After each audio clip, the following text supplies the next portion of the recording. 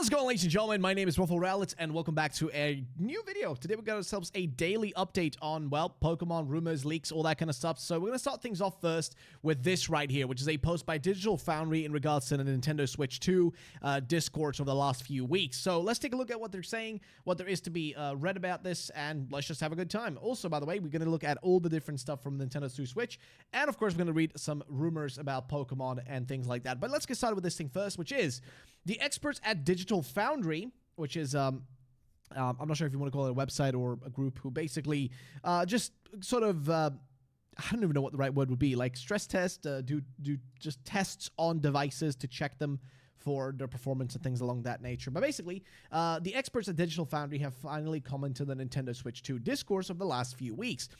So here's the points that they made. First of all, they believe the most probable thing is that the Switch 2 will use the Samsung 8nm node, as we have speculated here in this account, with serious implications for either performance or battery life, especially when the battery compartment looks much smaller than the Steam Deck's.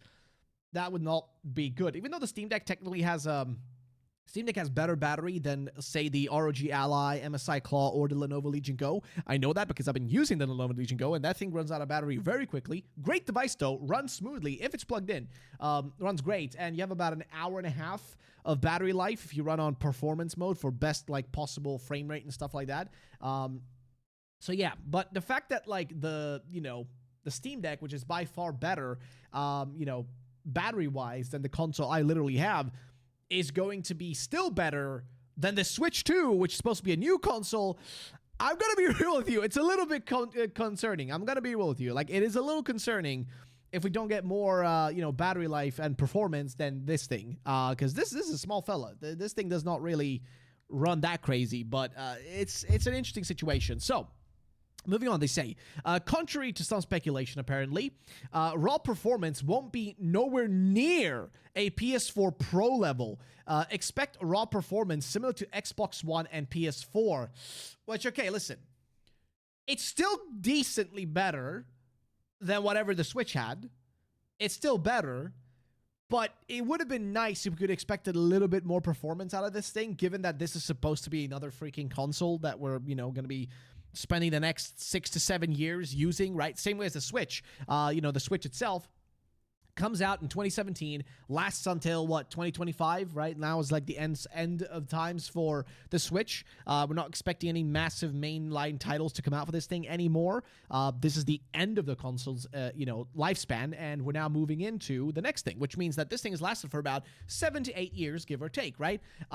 We're about to move over to the next console, which, you'd hope that this next console will be able to run games better for a longer time. Now, Xbox One and PS4 are still consoles that can run shit pretty well. Keep in mind, the PS4, you got Bloodborne.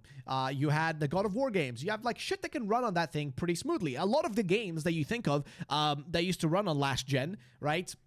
Like, if you want to play, like, mainline games like Call of Duty or, like, just like your regular kind of generic titles, should be able to run on a Switch 2 relatively smoothly. Not as good as they're going to run on a PS5, not as good as they're going to run on, Xbox Series S or X or whatever, and not as good as they're going to run on, a Steam Deck and or a Lenovo Legion Go or an ROG Ally Z1 Extreme or ROG Ally 2 or whatever it's called, or ROG Ally X, I think is what it's called now. So you're not going to get that same performance, but you're still going to get at least, like, better than what we currently have. You're going to get better than the Switch, which I don't know if that's a good or a bad thing, because at that point, like, the only thing really keeping Nintendo alive is their exclusives, right? Like, that's the only reason people buy these things. Like, let's be real, okay? Right now in the current era, current time, if you were not a Nintendo fan, you wouldn't buy this thing. If you wanted a handheld, you'd go and buy literally any other handheld, because you're going to get way more out of it than having this. Like, realistically, we're just going to be honest here. You're not going to get a lot out of a Switch compared to what you're going to get out of, like, other devices. And to be honest, even if you're a Nintendo fan, there are not so savory ways of using this thing or using another device to play Nintendo games, if you know what I mean. But point is, officially, for a regular consumer, there's no point if you want to play, like, handheld games, but on the move, this thing is not going to do that job. And I mean, sure, the one thing that's good about the Switch, I would say, is the battery life is pretty decent on it. It does last a while. Over time, it does get, like, the battery has worsened, at least on mine, it has gotten worse over time. But again, it's still a thing, though. They say, though, that apparently, however, modern tech that other consoles lack, like DLSS will help close the gap to current-gen consoles. Expect ports of current-gen games running at 30... Oh! Ah! No, no, no! Ooh, ah! Oh, that, sorry, but when I see that 30 FPS, okay, listen, I get some of you guys don't care about this, but what? No good. Yo, if you have to use DLSS, which, by the way, DLSS, upscaling technology, like basically technology to make your games either look better, by, more or less like faking it, if that makes sense, like generating frames. Like if, frame rate is just how many images on the screen are running at the same time. The more frames, the smoother the experience, right? And of course, then you have, of course, the fact of like, what kind of, screen do you have? Is it like a 60 hertz screen? Is it a 120, 140, 240, like 360, 340, whatever. Like, point is, if this thing, first of all, I don't even know what hertz it's going to run on. I haven't really seen any information on it. If there is out there, you guys can always comment in the comment section down below. So first of all, you got that as a thing. Second of all, 30 FPS. Man, we should not be like, we should not have to use technology like DLSS or frame generation or really anything like that, like things that are used to basically create extra frames. And frames is just the amount of images on your screen being played at the same time or being like, per second being shown on screen. So in the case of like my computer here, I run a lot of games. Like if I run just your average game, that's out right now, like Valorant, I'd be running that at like 300, 400, 500 frames a second, depending on, what graphical fidelity I'm playing the game on. And it feels smoother the more frames you have. The game just feels smoother. And anybody who tries to argue the other way around, it's like, oh, 30 FPS is enough. Shut the fuck up. You have not played enough games in actual proper resolution and proper, like, settings and proper frame rate to have any right to talk about what is or isn't good enough, okay? Like, let's be real here, okay? Let's just be real here, okay? You know what the fuck you're on about, because we gotta be real, okay? We gotta be really real here. This is just not enough. I'm sorry, 30 frames per second, and also using DLSS, that's terrible. That's just, I mean, okay, sure, maybe. I mean, I hope it's gonna be fine. I really hope so. I really hope so. Okay, I really hope so. I really hope the Switch 2 is gonna be good because there are some other stuff here that they do say. While the news of the Samsung chip does put the Switch 2 at an efficiency disadvantage up against a Steam Deck and a vast array of Windows PC handhelds out there, yes. Thanks to optimization for a fixed console spec, it will be the secret sauce for success. Which, yes, there is one thing that, again, they have as an advantage. One, exclusives. You're gonna have to get a Switch 2 if you want to play the next Pokemon game, the next generation of Pokemon, Mario Kart, 9,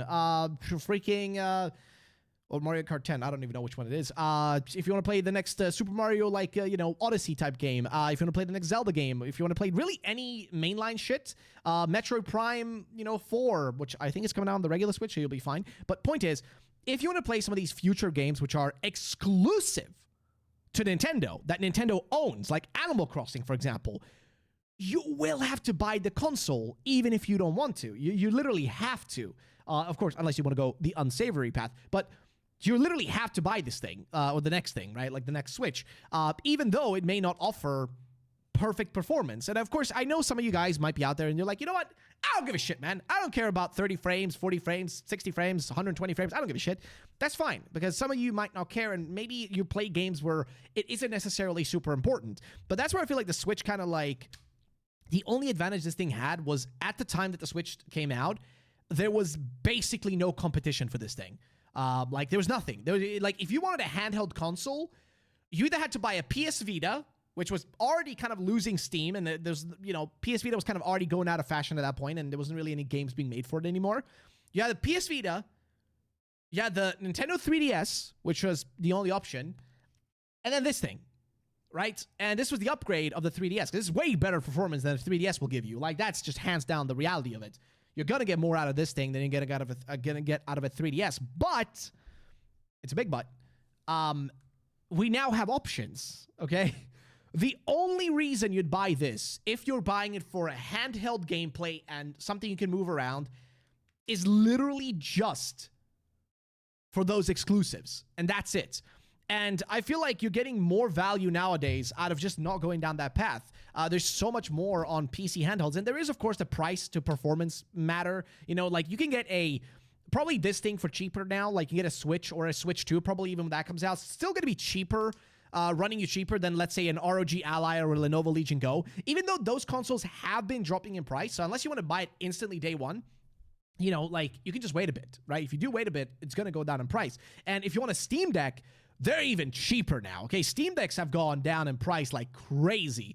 You can even get a used one, which has been refurbished officially by Valve. And keep in mind, Valve, you know, people that make Steam and make the Steam Deck, they also refurbish them, and they also give you full support. If you ever have any issues, they instantly solve it. They have some of the best support out there if you need any help with anything. And there's tons of games that you can also do. By the way, you can also play your Steam library on it, so you don't need to go and buy new games off the bat. You can just play the games you already have on Steam if you do play on PC to begin with. But point is, you can get a regular Steam Deck, the LCD version, with 256 gigabytes of space for 419 euro. So about $400 you can get it. You can probably even get it cheaper if you get a used one, or if you buy it from a different supplier or whatever else, depending on where you are in the world, right? But that's the price for like the cheapest one. Of course, the bigger ones, the OLED ones, get more expensive to 679 euros. So there is, of course, the matter of the Switch 2 will probably still be cheaper and more affordable and probably easier to use for some people because it just goes straight into and uses the gaming, you know, the instant, like, this is a console device. It's supposed to be easy on the console. That's like why people buy a PlayStation still, because some people just don't want to deal with like the extra shit, right? Like they don't want to deal with like changing settings, adjusting, or customizing their stuff. They just want to be like, hey, I want to play my games. Let me play my games. And I think that's where the Switch 2 is going to dominate. But for someone like myself who likes to finick and mess with his consoles and try to get the most out of them and try to make them perform at the best possible, you know, performance, that's not going to be there. So it is what it is. But that's just one of the things. So yeah, and again, they do not here necessarily say that it's going to be the 8 nanometer like node, because right now I think it's the 4 nanometer is the one that like is like, you know, the newest one, the best possible one you can get. But they're still going for the 8 nanometer one. But again, there's no confirmation for that. And again, here even like Rosetta here says if it's an 8 nanometer chip, they never said it was. They said it might be. Also, a 5 nanometer chip was in the motherboard leak. Well, yes, just as we said, we think that is most likely thing to happen. But the surprise of it ended up being a different node is not yet zero yet. So yeah, there is always a chance this could be, you know, it could still be a better performance like device. Like, I want the Switch 2 to be amazing, okay? Don't think that I'm trying to shit on it. I want it to be good. I really want it to be good because I love handhelds, okay? I love handhelds. I got the Game Boys, Game Boy SP, Game Boy Advance. I got freaking Nintendo Switch, like, sorry, what do you call it? Got the Nintendo DS, Nintendo DSi, freaking Nintendo 3DS, 3DS XL, 2DS. I got so many handhelds. I like handhelds. I want them to be good. That's the only thing that matters to me. I want them to be freaking good. And that's why I'm really hoping that they don't fumble this. I really just hope they do a good job with it. I hope it turns out good. That's the only thing I'm going to say in that regard. I just hope it turns out nice.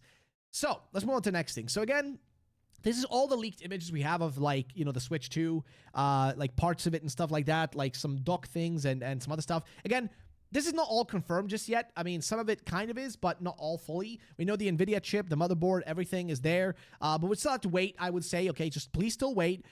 We don't have everything confirmed just yet. Okay, we still got some time to go. Okay, we still got some time to go.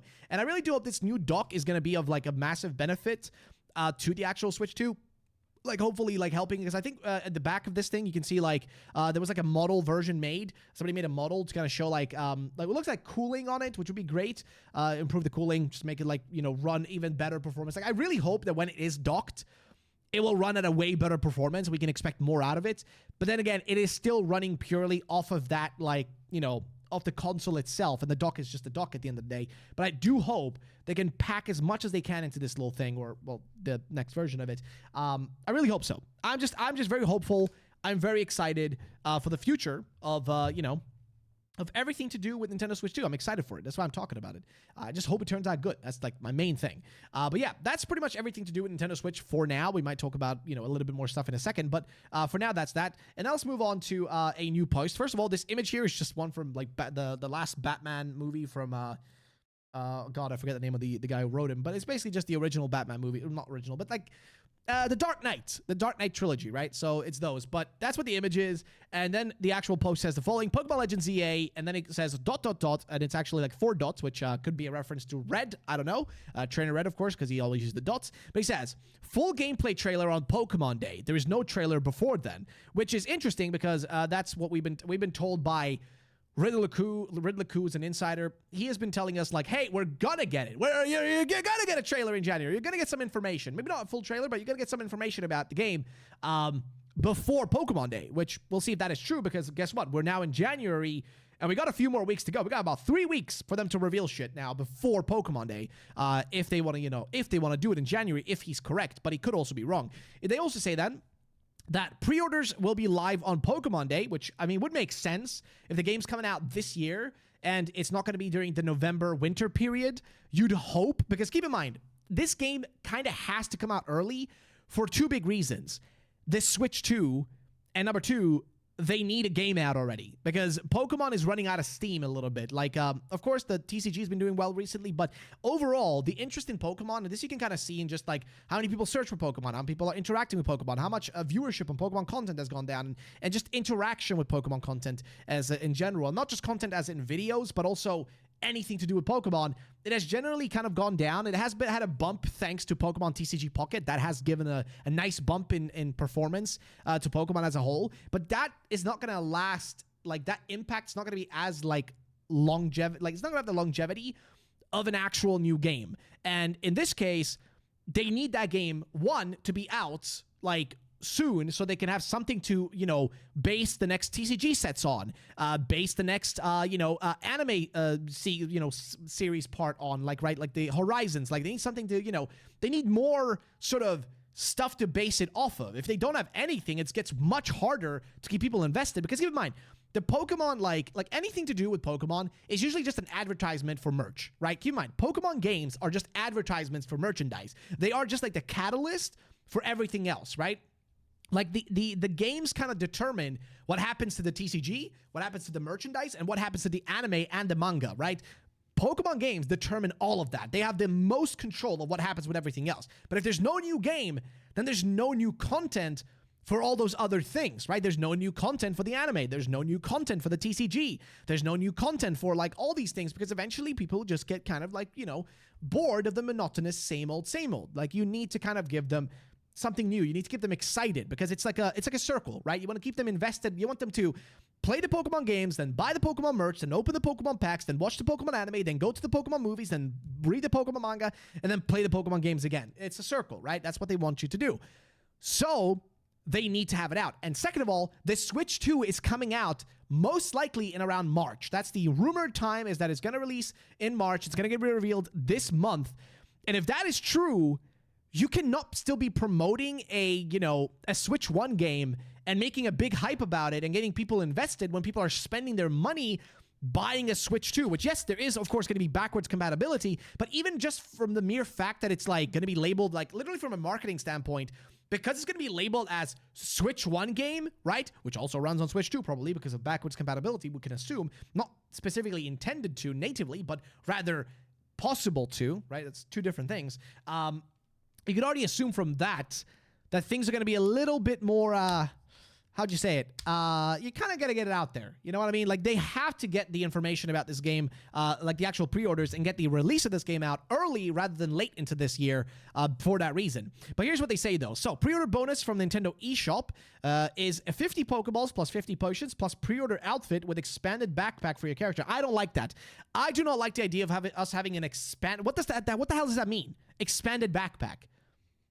Why? That should just be default. That should not be a thing you pay for. I don't like that. Sorry, I'm just against that. Expanded backpack for your character? No. That goes for any Pokemon game that ever comes out, or any game in general. Release date apparently is the 16th of what would that be? May? I'm guessing. Wait, hold up. Let me do some thunking. That is May, right? Like January, February, March, April, May. Yeah, that'll be May. So 16th of May, which, man, if it comes out on 16th of May, that's like when I'm traveling to Japan again. So dude, I swear if it drops when I'm actually going away, that would be so annoying. But we'll see. We'll see in February, right? We'll see in February. Now, they go on and say apparently that 21 new Mega Evolutions will be included. So they say Dragonite, Raichu, Skarmory, Kingdra, Zangoose. Okay, this is all good so far. Melodic, Luxray, Togekiss, Vespiquen, Excadrill, Mienshao, Chandelure, Heliolisk, Tyrantrum, Sylveon plus Chespin, Fennekin, and Froakie. Okay, but why I say Chespin, Fennekin, why not their evolutions? Okay, fine, whatever. Then Zygarde, Xerneas, and Yveltal. So 21. That would be an interesting... You know what? That's actually pretty solid. I like this combination of stuff. Dragonite, cool. Raichu, pretty neat. Skarmory, I can live with that. Kingdra, pretty neat. Zangoose, all right. Melodic, I mean, yeah, sure, cool. Luxray, that's what everybody wants. Togekiss, I care less for, but okay. Vespiquen, I like that. Excadrill, hey, it's an underrated Pokemon. Mienshao, I don't really care about it, but hey, it is what it is. Chandelure, hell yes. Heliolisk, all right. Tyrantrum, cool. Sure, the dino can get more attention. Sylveon, I mean, it's a fan favorite, so fair enough. And then Chespin, Fennekin, Froakie, of course, makes sense to the original starters to get it. But fine. Either way, they say the story revolves around harvesting the power of Mega Evolution and Zygarde's power to modernize and expand Lumio City, which impacts and destroys Pokemon habitats around the city. So we've heard this kind of concept before. This has caused Pokemon throughout the region to get very upset and aggressive in some cases, including Zygarde, Yveltal, and Xerneas. Okay, cool. The Lumio City Project Council and Kalos Governor ask you to assist in helping gather all the Mega Stones in the region after you discover the one for your chosen starter so that they can use those Pokemon and Zygarde cells to power the city into the future. You know what? Actually sounds pretty good. They say Professor Sycamore is opposed to this idea as there's still a lot of unknowns about the true power of Pokemon evolution and the true power of Zygarde. Okay. Diantha is a main character and part of the Project Council. You'll battle her multiple times. Okay, interesting. Huh. Okay, so the main character, part of the Project Council. You'll battle her multiple times. Clement is also a main character, but he's missing he is assisting Professor Sycamore. At first, you side with the Project Council until you start seeing the effects of the expansion moving into the Pokemon habitats. There are around 140, 150 total side quests to complete throughout the game. Sounds pretty decent. Lots of character customization options. Also sounds very decent. And then says inside Lumios, you can explore buildings, sewers, parks, park areas. It's not entirely open world. All of the areas on the outskirts of Lumios are open world. There will be a NPC battles throughout the game. Okay, the areas outskirts are open world. That makes sense. It's, again, heard it before. There'll be an NPC battles throughout the game. Abilities are in the game. Cool. Breeding is not in the game. Fair enough. Think of it as an X and Y Part 2 without the gym challenges and the Elite Four, which, I mean, you know what? I can live with that. I know some people may not like that, but honestly, I can live with it. I don't think it's necessarily a bad thing. I don't necessarily think it's gonna, you know, be a bad ID for a game. I think it could work, but we'll see. But yeah, so that pretty much summarizes that, ladies and gentlemen. And then, of course, the last thing we have is going to be the fact that we also have the confirmations for when Pokemon Go Fest 2025 will be actually held. There's going to be one in Osaka on May 29th until June 1st. So literally after I leave my vacation there, it's going to be happening. There's going to be one in Jersey City from June 6th until the 8th, and then Paris June 13th until 15th. So maybe I'll make it to that one. We'll see. But you got that, and then yeah, we also have like just small things, just updates to, of course, the Scarlet and Violet Ranked Battle Season 26 has begun, and features a return to the Regulation G rule set in case you are into the competitive side of things. There was also, of course, on the 6th of January, so yesterday, there is a Pokemon Spotlight Hours in Pokemon Go for January 2025. You guys can see right here, 7th is going to be Voltorb and Hisuian Voltorb. January 14th is going to be Roselia. 21st is going to be Paldean Wooper, and 28th is going to be Yungoos. I never get anything on Spotlight Hours, to be honest with you. And the final global challenge has been completed. All rewards are now active. 4 times Catch XP, 4 times Stardust, Fido, Hisuian Growlithe, and Grievard are in the wild, and field research rewarding Fido, Rockruff, and Hisuian Growlithe. Also, the Spotlight Hours is set for Tuesday, January 7th, so it's today. It's going to be Spotlight Hour if you guys want to go out and do it. And yeah, I think that summarizes that. There's also Giovanni returning with Shadow Palkia, earn a Super Rocket Radar and Special Research to track him down. And Shroodle. Shroodle is supposed to debut in a 12-kilometer egg, which I really hate the eggs, I'm not going to lie. But it is what it is. And yeah, that pretty much just summarizes that piece of information. I think there's also beyond that, you have like an update on TCG Pocket with new Pocket Wonder Picks event has begun, which adds Squirtle and Charmander promo cards if you are playing Pokemon Pocket or TCG Pocket. So there you go, ladies and gentlemen. That's going to be it for today's video. If you guys did enjoy it, then drop a like down below. And yes, like I said, we are back to daily uploads. At least I'm trying to, with as much information I can find to cover every day. Even if it's going to be a short video, I'll still make it for you guys, just, you know, as long as there's something to talk about. But yeah, ladies and gents, that's going to be it for today. Thank you all for watching. I'll see you guys in the next one. Peace out and bye-bye.